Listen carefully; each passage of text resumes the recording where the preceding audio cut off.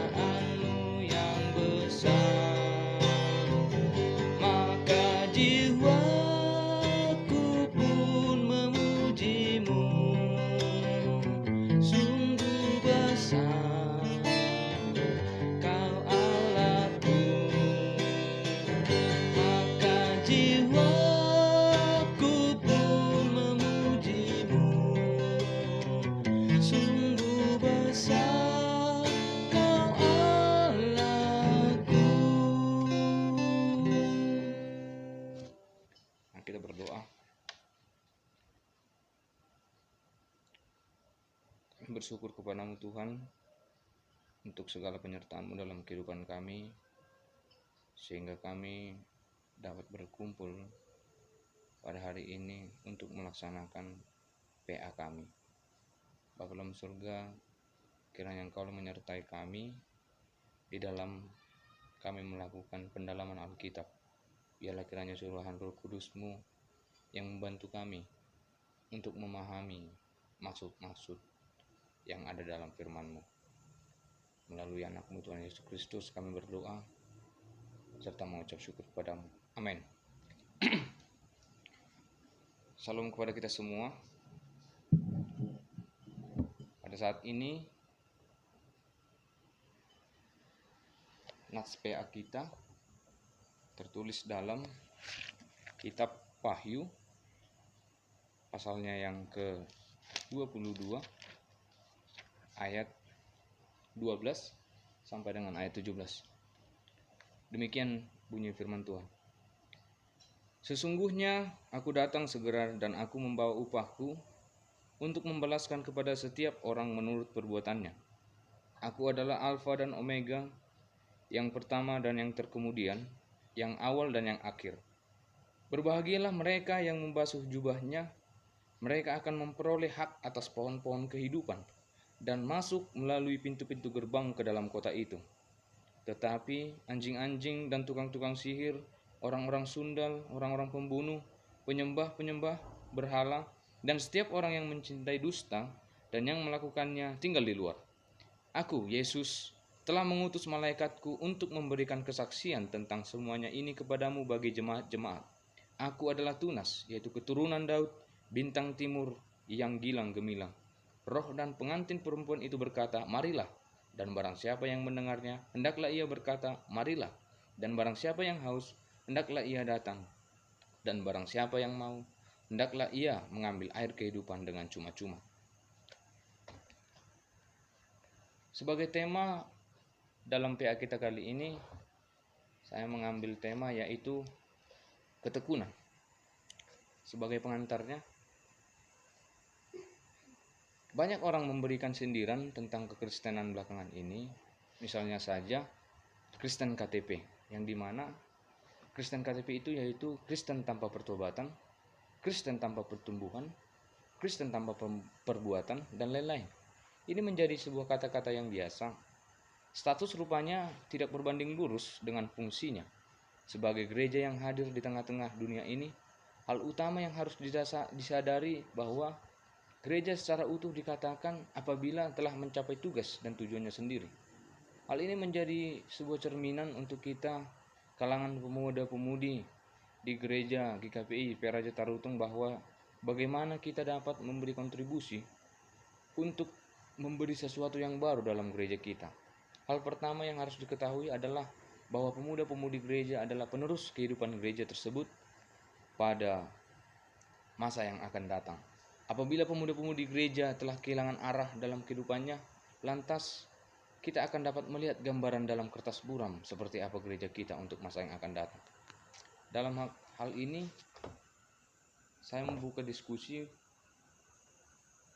bahwa yang pertama, dalam ayat 12 kita dapat melihat dikatakan bahwasanya untuk membalaskan kepada setiap orang menurut perbuatannya. Apa sebenarnya maksud dan tujuan dari kata atau makna kalimat tersebut?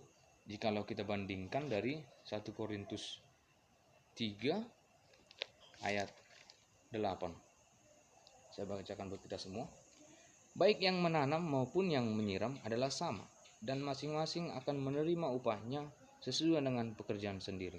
Artinya di sini bahwa segala sesuatu yang telah diperbuat oleh manusia pada akhirnya nantinya akan dipertanggungjawabkan atau akan menerima upah atau bagiannya sesuai dengan pekerjaannya sendiri, apa yang telah dilakukannya sendiri.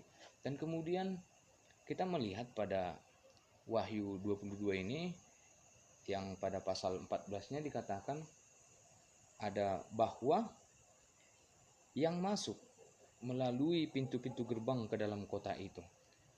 Di sini dikatakan ada kota. Sebenarnya kota seperti apa yang dikatakan pada Wahyu 22 ayat 14 ini? Apakah ini adalah sebuah kota yang sembarangan yang bisa kita lihat pada kota-kota yang bisa kita temui di daerah kita masing-masing, atau menjadi kota yang sesuatu memiliki nilai yang baik? Dalam hal ini mari kita bandingkan kota itu dengan maksud dalam Wahyu 21 ayat 10 sampai ayat 11. Dikatakan demikian.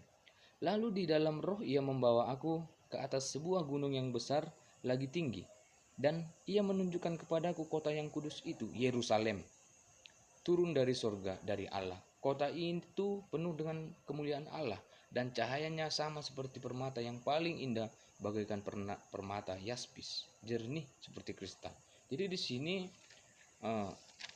maksud dari kata kota itu yaitu menjadi sebuah Yerusalem yang baru, yang dari mana kota Yerusalem yang baru ini turun dari surga, yakni dari Allah sendiri, yang dimana kota itu penuh dengan kemuliaan Allah.